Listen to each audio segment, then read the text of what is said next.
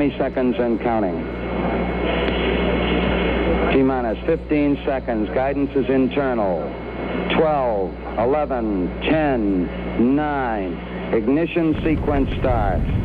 6, 5, 4, 3, 2, 1, 0. All engine running. Liftoff. We have a liftoff on Apollo 11. Tower cleared. Here we got a roll program. Neil Armstrong reporting the roll and pitch program, which puts Apollo 11 on a proper heading. We copy you down, Eagle. Houston, Tranquility Base here. The Eagle has landed. Roger, Tranquility. We copy you on the ground. Okay, I'm going to leave that 1 foot up there and both hands down about the 4th rung up. There you go. That's one small step for man, one giant leap for mankind. We'll read the plaque that's on the front landing gear of this LEM. There's 2 hemispheres, one showing each of the 2 hemispheres of Earth. Underneath it says, "Here men from the planet Earth first set foot upon the moon, July 1969 AD. It came in peace for all mankind." I guess you're about the only person around that doesn't have TV coverage of the scene. That's all right, I don't mind a bit. How is the quality of the TV? Oh, it's beautiful, Mike. It really is. Oh, geez, that's great. Is the lighting halfway decent? Yes, indeed. They've got the flag up now, and you can see the stars and stripes.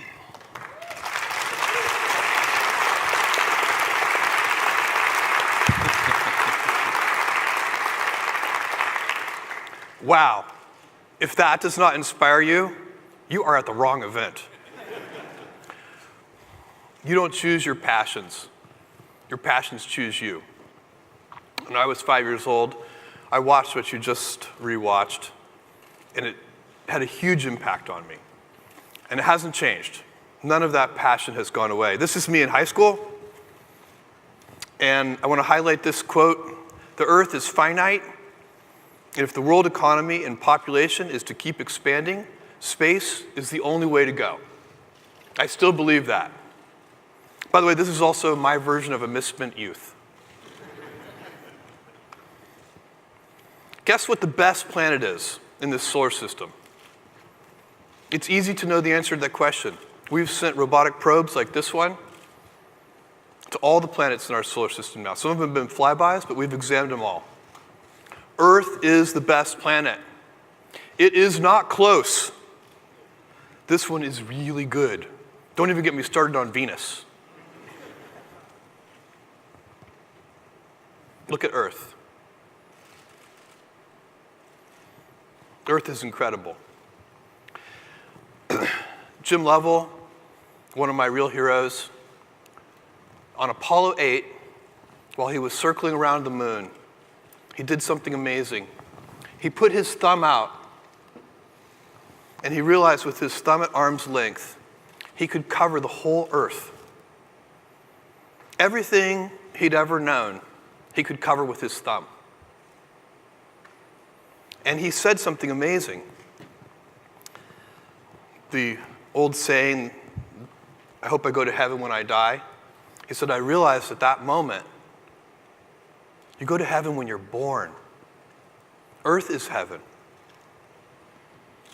Carl Sagan, so poetic, on that blue dot, that's where everyone you know and everyone you ever heard of, and every human being who ever lived out their lives. A very small stage in a great cosmic arena. For all of human history, the earth has felt big to us. And actually, in a really correct sense, it has been big. Humanity has been small. That's not true anymore. The earth is no longer big. Humanity is big. It seems big to us, but it's finite. And there's something that we have to do. we have to realize that there are immediate problems, things that we have to work on, and we are working on those things. They're urgent. I'm talking about poverty, hunger, homelessness, pollution, overfishing in the oceans. This is a very long list of urgent, immediate problems. And we need to work on those things urgently, in the here and now. But there are also long-range problems. And we need to work on those too. And they take a long time to solve. You can't wait until the long-range problems are urgent to work on them. We can do both. We can work on the here and now, and we can get started on the long-range problems. A very fundamental long-range problem is that we will run out of energy on Earth. This is just arithmetic. It's going to happen. As animals, humans use 97 watts of power. That's our metabolic rate as animals. But as members of the developed world, we use 10,000 watts of power.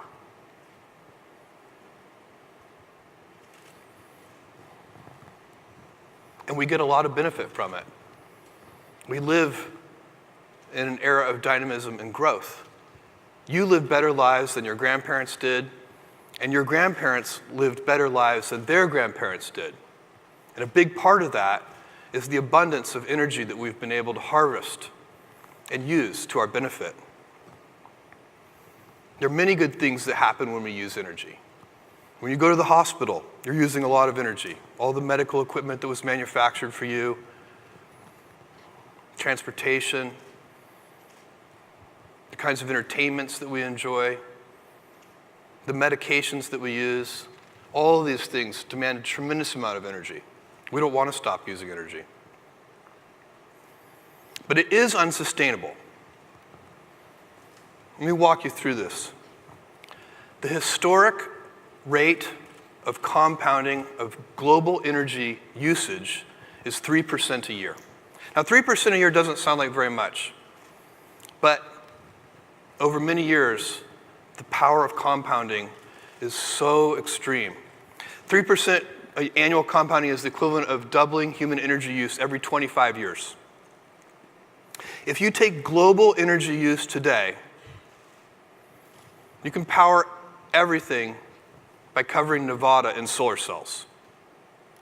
Now that seems challenging, but it also seems possible. And it is mostly desert anyway.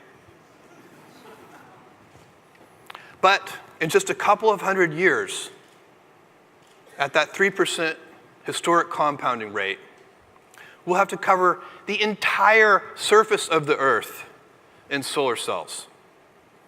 Now that's not going to happen. That's a very impractical solution, and we can be sure it won't work. So what can we do? Well, one thing we can do is focus on efficiency. And that is a good idea. The problem with it is it's already assumed.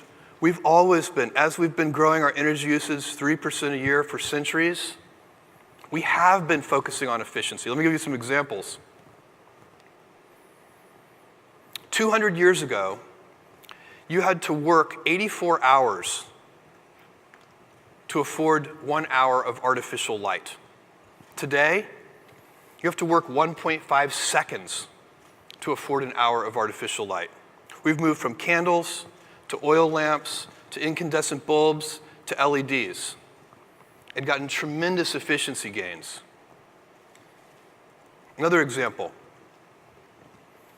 transportation, air transport. In the 50 years, the half a century of commercial aviation, we've seen a 4x efficiency gain. Half a century ago, it took 109 gallons of fuel to fly one person across the country. Today, in a modern 787, it takes only 24 gallons of fuel to fly a person across the country. It's an incredible improvement. It's very dramatic. How about computation? We've seen a 1 trillion times increase in the efficiency of computation. The UNIVAC could do 15 calculations with 1 kilowatt second of energy. A modern processor can do 17 trillion calculations with 1 kilowatt second of energy. Now, what happens when we get very efficient? We use more of these things. Artificial light has gotten very inexpensive, so we use a lot of it. Air transport has gotten very inexpensive, so we use a lot of it. Computation has gotten very inexpensive, so we even have Snapchat.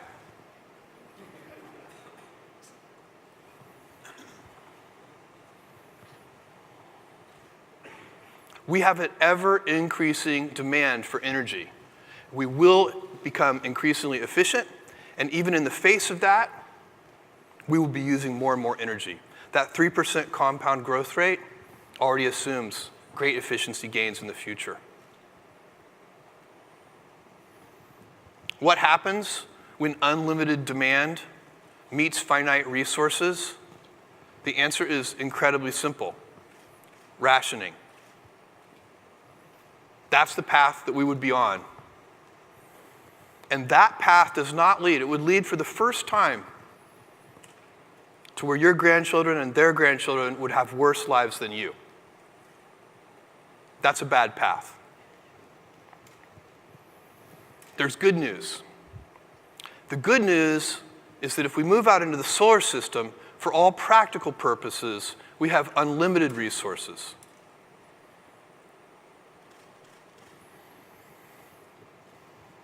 So, we get to choose. Do we want stasis and rationing, or do we want dynamism and growth? This is an easy choice. We know what we want, we just have to get busy. If we're out in the solar system, we can have 1 trillion humans in the solar system, which means we'd have 1,000 Mozarts and 1,000 Einsteins. This would be an incredible civilization.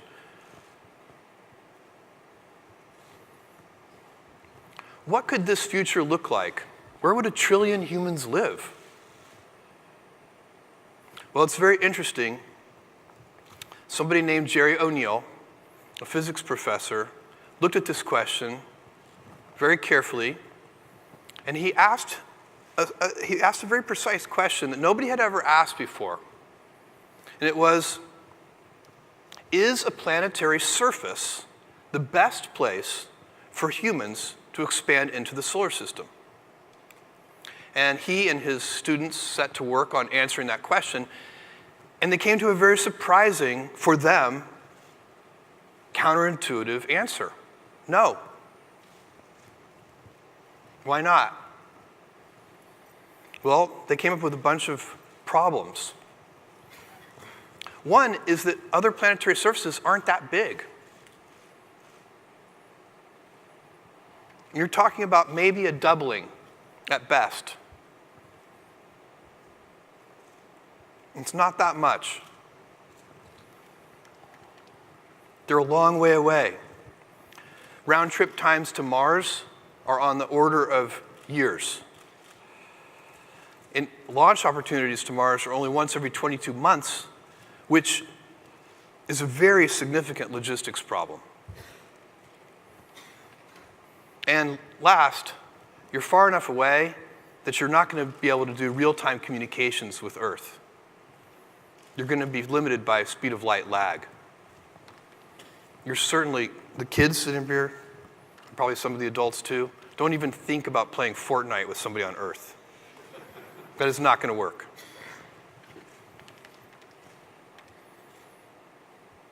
Most fundamentally, these other planetary surfaces do not have and cannot have Earth normal gravity.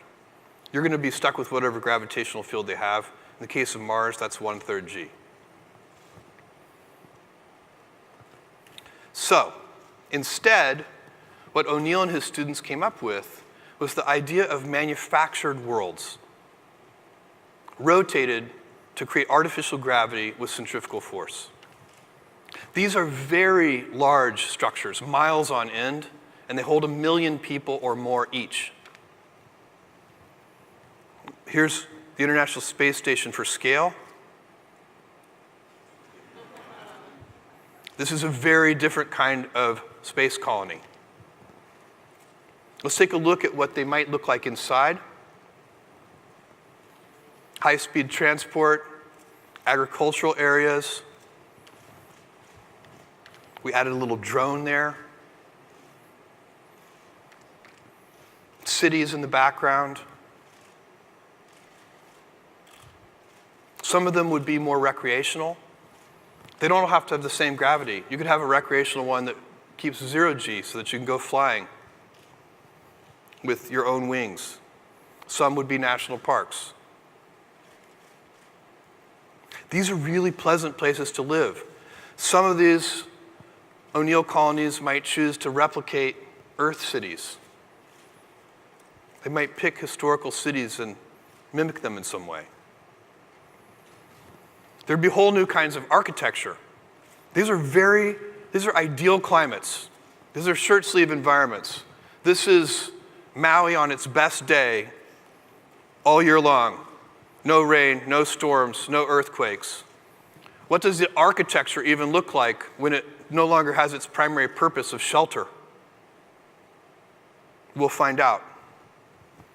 But these are beautiful. People are going to want to live here. And they can be close to Earth so that you can return, which is important because people are going to want to return to Earth. They're not going to want to leave Earth forever. They'll also be really easy to go between. The amount of energy required to go between these O'Neill colonies, from one to another, to visit friends, to visit family, to visit one that's a recreational area, very, very low energy needs to transport, and quickly. It's a day trip. This is a very interesting video clip I'm going to show you. This is Professor O'Neill, the guy who, with his students, came up with the idea of what's now called O'Neill colonies, and the famous science fiction author Isaac Asimov being interviewed about these colonies. And Asimov gets asked a very good question, which is, did anybody in science fiction ever predict this? And if not, why not? And he has a very good answer. Watch this. Did you anticipate anything like this in any of your science fiction? Nobody did really, because we've all been planet chauvinists. We've all believed people should live on the surface of a planet, of a world. I've had colonies on the moon, so have 100 other science fiction writers. The closest I came to a manufactured world in free space was to suggest that we go out to the asteroid belt and hollow out the asteroids and make ships out of them. It never occurred to me to bring the material from the asteroids in towards the Earth, where conditions are pleasanter, and build the worlds there. Planetary chauvinists. All right. If we build this vision, these O'Neill colonies, where does it take us? What does it mean for Earth? Earth ends up zoned residential and light industry. It'll be a beautiful place to live. It'll be a beautiful place to visit. It'll be a beautiful place to go to college and to do some light industry. But heavy industry and all the polluting industry, all the things that are damaging our planet, those will be done off Earth. We get to have both. We get to preserve this unique gem of a planet, which is completely irreplaceable. There is no plan B. We have to save this planet. And we shouldn't give up a future for our grandchildren's grandchildren of dynamism and growth. We can have both. Who is going to do this work? Not me. These kids in the front rows, you guys are going to do this, and your children are going to do this. This is going to take a long time. This is a big vision. And what you're going to do is you're going to build whole industries. There are going to be thousands of future companies doing this work. A whole ecosystem of entrepreneurial activity unleashed, creative people coming up with new ideas about how to use space. But those companies, those entrepreneurial companies, cannot exist today. It's impossible. And the reason is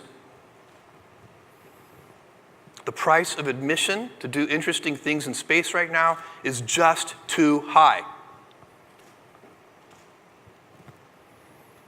Because there's no infrastructure. Let me tell you a story about Amazon. In 1994, I started Amazon.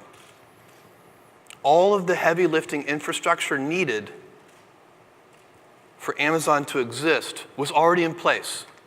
We did not have to build a transportation system to deliver packages. It existed already. If we had had to build that, it would have been billions of dollars in capital.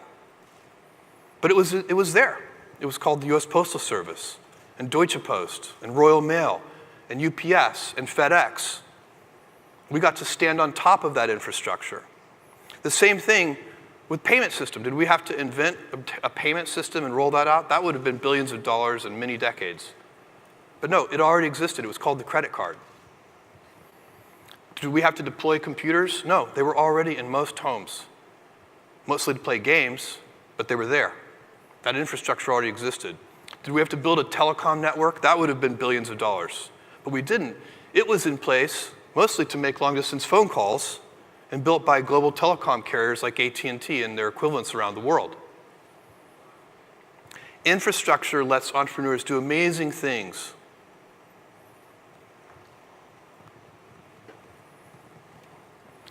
So the kids here and your children and their grandchildren, you're going to build those O'Neill colonies.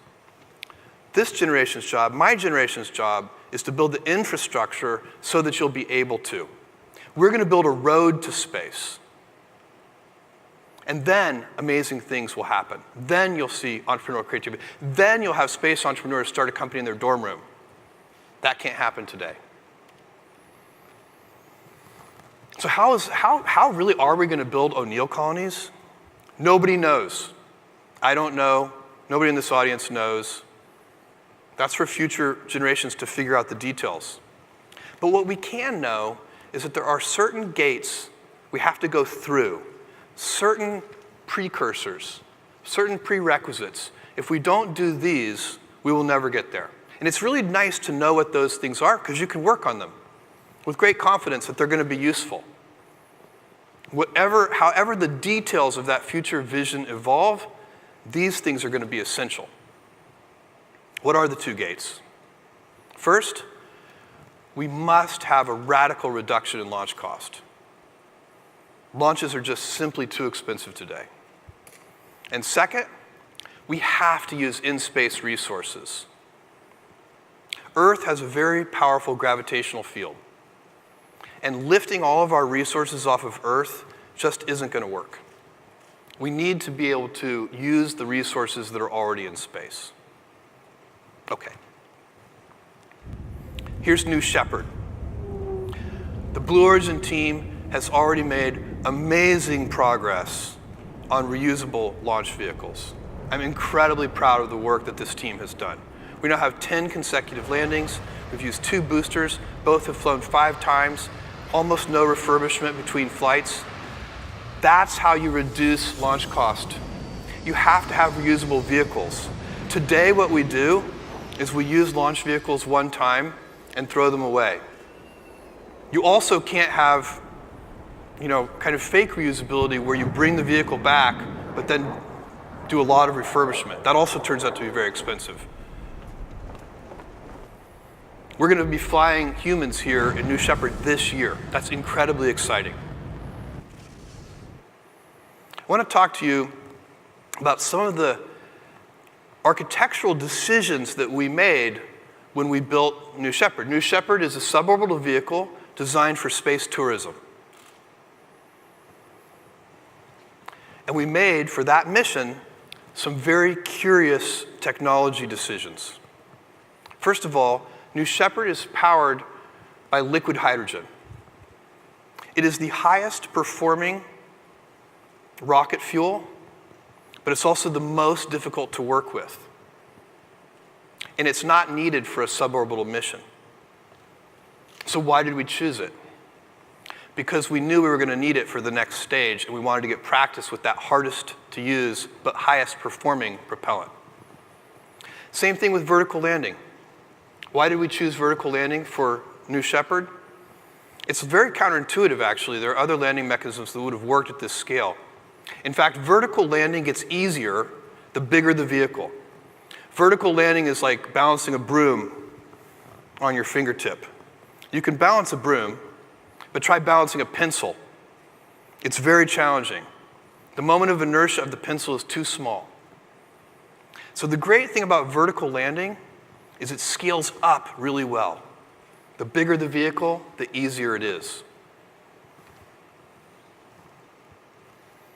And right from the start, we wanted to build a human-rated system so that we would be forced to think clearly about safety, reliability, escape systems, all the things that we knew we would need to have practice with in order to build our next generation of vehicle. So it's all about practice. I can't wait to start sending humans up in New Shepard later this year. It's a big deal. Thank you. Let's talk about New Glenn. New Glenn is New Shepard's big brother. New Glenn is big enough that New Shepard will fit in the payload bay of New Glenn. It's 3.9 million pounds of thrust. It's a very large vehicle. I get asked a very interesting question from time to time that I like and I enjoy and I answer and I play with. And the question is, Jeff, what's going to change over the next 10 years? And that's a fun dinner conversation. But I'll tell you, there's an even more important question that I almost never get asked. And that is, what's not going to change over the next 10 years? And the reason that question is so important is you can build your plans around those things. So at Amazon, I know for a fact customers are going to want low prices 10 years from now. That's not going to change. Customers are going to want fast delivery. They're going to want big selection. So all the energy we put into those things will continue to pay dividends. It is impossible to imagine a customer coming to me 10 years from now and saying, Jeff, I love Amazon. I just wish you delivered a little more slowly. Or I love Amazon. I just wish the prices were a little higher. It's not going to happen. And so when you can figure out the things that are going to remain true under almost all circumstances, then you can put energy into them. We know what those things are for New Glenn. It's cost, reliability, and on-time launches. Right now, each one of those things needs improvement before we can go to this next phase of really going out into the solar system. And I know these things are stable in time. We are not going to have a New Glenn customer 10 years come to us and say, Jeff, I wish the rocket were just, failed a little more often. Jeff, I wish that it was more expensive, or that you were late on my launch dates. By the way, the availability and launching on time is really a big problem in the industry, underappreciated by most people who aren't directly in the industry. It really snarls things up and costs the payload customers a lot of money, all the delays. So these things won't change. We're going to put energy into them. The whole vehicle is designed around those three things. Here's a video to show you a little bit of what New Glenn will look like. You can see the plume is a little bluish because of it's powered by liquefied natural gas as the fuel, very inexpensive. 3.9 million pounds of liftoff thrust. You can see big strakes on the end. That's to help the booster fly back to the landing ship. You're going to see separation. That's the second stage. It's powered by 2 of our BE-3U engines. It's the same engine that's in New Shepard, the same liquid hydrogen engine in New Shepard, but an upper stage variant of it. and we'll deploy the payload. The first stage is designed to be reused 25 times. It has a 7-meter fairing, which is very large. And that's important because a lot of payloads end up being volume constrained rather than mass constrained. It's a big vehicle. It'll lift 45 metric tons to LEO and 13 metric tons to GTO, to geosynchronous transfer orbit. Here it is landing on the ship. The ship is underway when the vehicle lands. Why is the ship underway? Because we want really good weather availability. We're designing the system to be able to fly and launch payloads if the Orlando airport is open. And we can't tell the customer, it looks good here, it's a nice day here at Cape Canaveral, but where we need to land our booster, we have heavy sea states.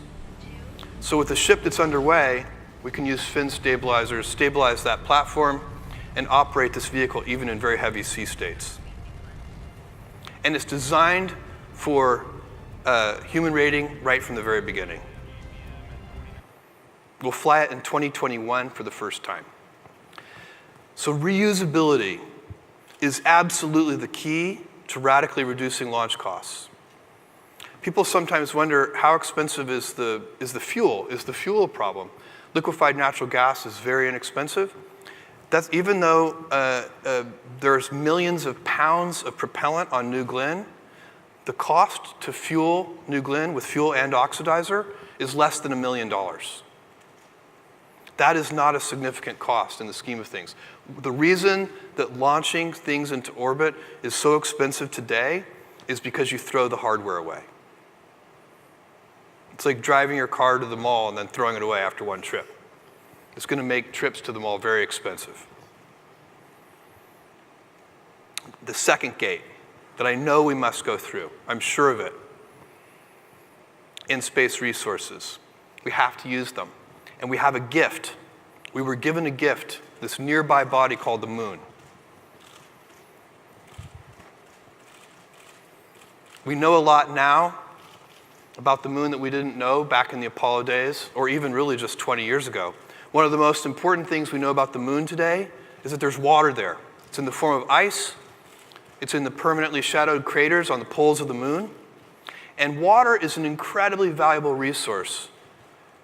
You can use electrolysis to break down water into hydrogen and oxygen, and you have propellants.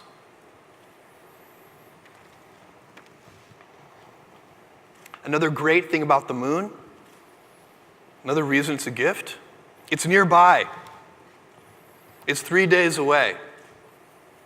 And you don't have constraints on launch, the 22 months kind of thing that you have with Mars. You can go to the moon just about any time you want. And of great importance for building large objects in space, the moon has 6 times less gravity than Earth. When you get resources from the moon, you can get them into free space at very low cost. It takes 24 times less energy to lift a pound off the moon than it does to lift a pound off the Earth. That is a huge lever.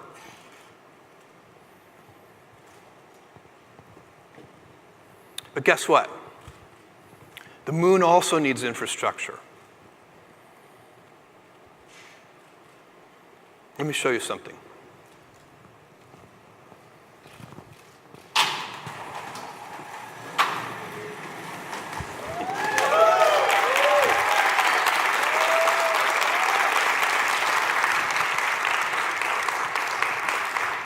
This is Blue Moon. We've been working on this lander for 3 years. It's a very large lander. It'll soft land in precise way 3.6 metric tons onto the lunar surface. The stretch tank variant of it will soft land 6.5 metric tons onto the lunar surface. Let me give you a little tour.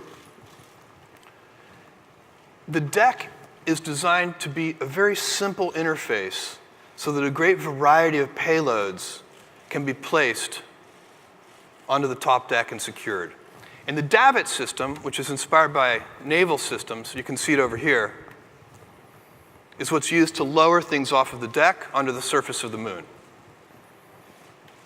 And the davits can be customized for the particular payloads. We have here as an example a very large rover.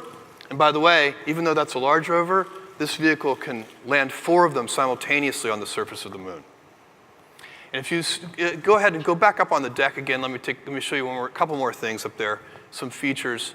On the left-hand side, you can see our star tracker, so that this vehicle can autonomously navigate in space. There it is. On the right-hand side, you'll see an optical communication system that gives us gigabit bandwidth back to Earth. It's a laser that transmits data back to Earth. We also have X-band for 10 megabit radio.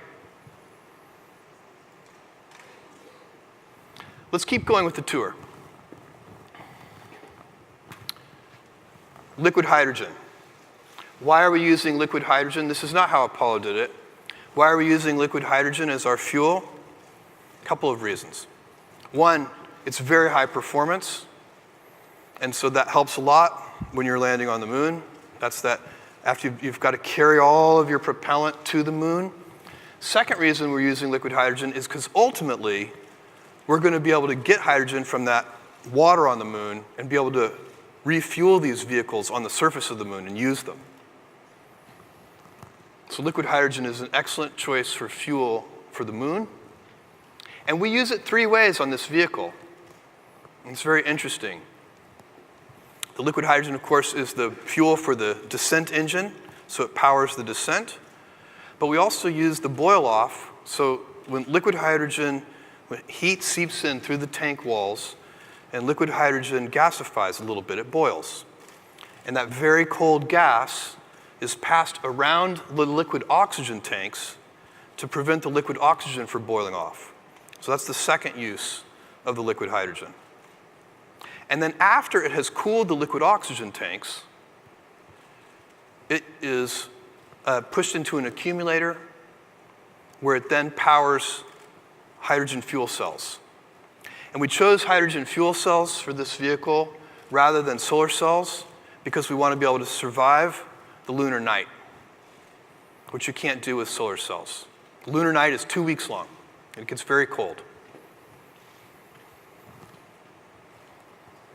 And also the fuel cells provide a lot of power. It's 2.5 kilowatts of power, which would be a very large solar array. Landing gear, they stow in an upward configuration so they can fit into the 7-meter payload bay. They deploy. They're designed, the very wide display angle is designed so that we can land on an incline on the moon of up to 15 degrees, which is a very big incline. Be able to do that safely. You can't see them, they're underneath here, but we have flash LiDAR, so we can do terrain mapping. There's no GPS on the moon. So if you want to land precisely, and we can land within 75 feet of our target, when you want to land precisely, what you do is you use features on the moon to navigate. Now that we have mapped the entire moon in great detail, we can use those pre-existing maps to tell the system, it's a machine learning system, to tell the system what it should be looking for in terms of craters and other features, and it navigates relative to that. It uses the actual terrain of the moon as guideposts. This is an incredible vehicle, and it's going to the moon. I have something else I'd like to show you. And Marina, would you mind coming up? Thank you, Marina. Good. This is for me. What is it? It's for our robotics team. Your robotics team. Thank you. I'm going to keep that in my pocket. All right, go ahead. This is a hard problem that we haven't yet, that needs still to be solved. This is very interesting. We've been working on this for 3 years. Thank you, Marina. This is the BE-7 engine. It's liquid hydrogen, liquid oxygen. We're going to hot fire it for the first time this summer, which is the only reason we can do that is because we've been working on it for 3 years. Most of it is printed. It has 10,000 pounds of thrust, and it has very deep throttling capability. That's critical for a lunar descent engine, because this lander, when it's fully loaded with fuel, weighs 33,000 pounds. When it's done its descent burn, and it's just about to land, and the fuel is almost gone, it weighs less than 7,000 pounds. And so to provide the right amount of force on the vehicle with the engine, you need to be able to throttle it way down as the vehicle is getting lighter because it's burning its own fuel. Now, these problems that we're talking about, the kinds of things I'm talking about, we've solved them all already for New Shepard. It's very similar. The landing gear, liquid hydrogen tanks, all of those things are solved. Even the autonomous descent and so on. But we need the new engine, and that's what this is. And it's very exciting. The team has made incredible progress. We have an incredible propulsion team. I'm very proud of them. I can't wait to see it. 453 seconds of specific impulse, a very high-performing engine, and I can't wait for that first hot fire. We'll distribute video. Uh-oh, Bob laughed. Yeah, I did. No, I'm good. We will. Good. There you go.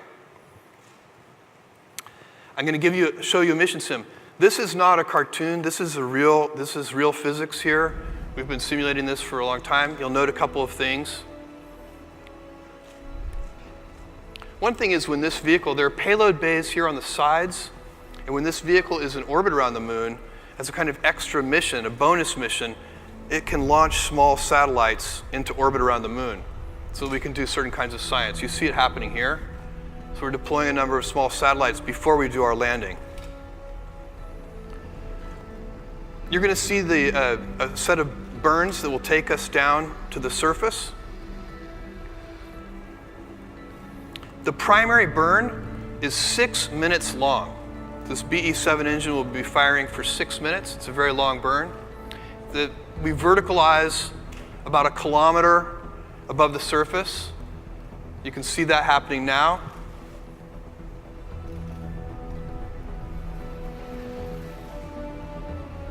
A very precise landing, again, using those flash lidars to detect surface features and using those for navigation. Now we're going to watch as the Davit system, which is inspired by a naval system, deploys a rover.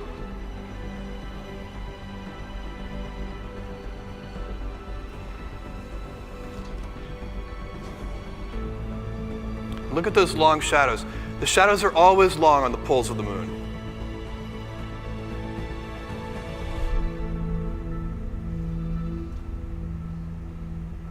Wow.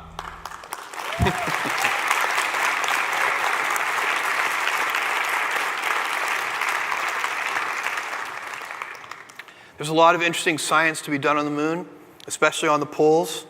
And we have formed a science advisory board. They're with us here today. Would you guys mind standing up just for 1 second to be recognized? Give these guys a hand. Thank you.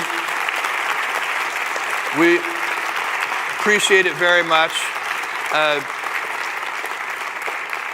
The wisdom and advice from this group is going to make sure that the science gets done right and that we get the most bang for our buck doing that. Thank you. We also have already a bunch of customers for Blue Moon, many of whom are in the audience. They're going to be deploying science missions to the moon as well. People are very excited about this capability to soft land their cargo, their rovers, their science experiments onto the surface of the moon in a precise way. There is no capability to do that today. Let's think about some of the other things we can put on top of this. Here's a picture of a pressurized human rover. And it's really interesting, when you can land precisely, you can configure missions that use multiple landings. So you send the rover down first, lower it onto the surface using the Davit system, make sure it's all in good working order, and then send the astronauts. And speaking of sending the astronauts, here's a stretch tank version of what you see behind you. This is the stretch tank version of Blue Moon, which can soft land 6.5 metric tons onto the lunar surface. And this has an ascent vehicle on top. I'll tell you one little thing that I think, just a little tiny anecdote. Do you see these landing gear? These pads, the foot pads. When I first saw the drawings of this a long time ago, I was like, my images of landers are all formed by the Apollo lander. And I was sure that those landing pads were too small. And I asked about that. And the answer is these are not too small.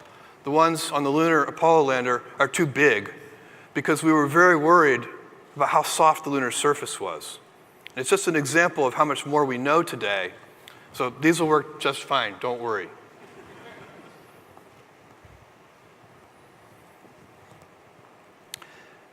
Vice President Pence just recently said, it's the stated policy of this administration and the United States of America to return American astronauts to the moon within the next 5 years.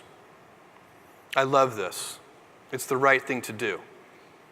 And for those of you doing the arithmetic at home, that's 2024. And we can help meet that timeline, but only because we started 3 years ago. It's time to go back to the moon, this time to stay.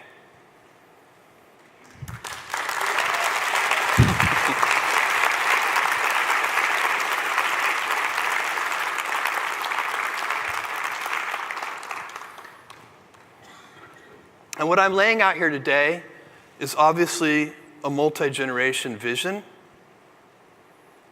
This is not going to get done by any one generation. And one of the things that we have to do is inspire those future generations. And so today I'm announcing that Blue Origin is founding the Club for the Future, whose mission is to inspire young people to build the future of life in space.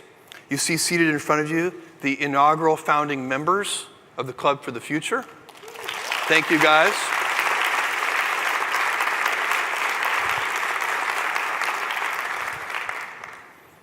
And we're going to do a series of activities focused on K through 12. And the first one I love, which is we're going to ask K through 12 students to send us postcards with their dreams of the future. And then we're going to send them to space in New Shepard and bring them back and mail them back to you. And today I had the opportunity to meet with this group of kids just ahead of this presentation. Went over there about 3 o'clock while they were making their postcards. And they're amazing. I saw several amazing ones. I really liked the one where the girl told me that on hers she had written the name of her crush at school that her mother doesn't yet know. But I guess she assumes it's okay. Once we actually fly to space, by the time she gets us back, probably be okay. Mom can know at that point. Thought it was a very good plan. So there's a lot of, by the way, if the kids I talked to earlier, these kids sitting in the front row, if they are representative of the current generation, we are in good shape.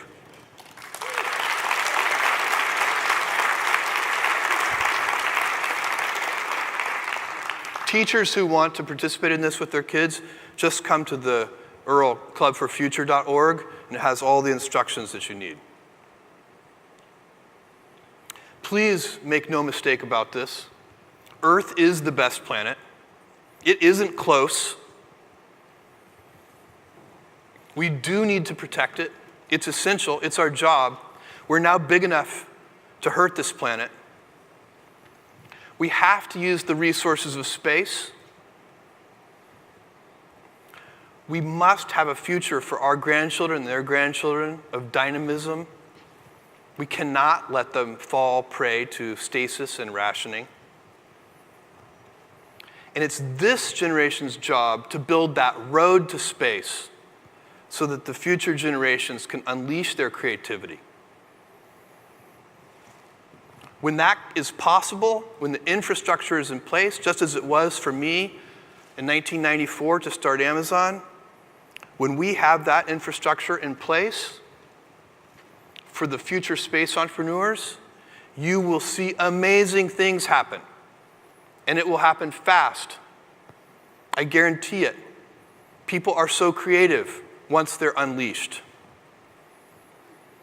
And if this generation builds the road to space, builds that infrastructure, we will get to see thousands of future entrepreneurs building a real space industry.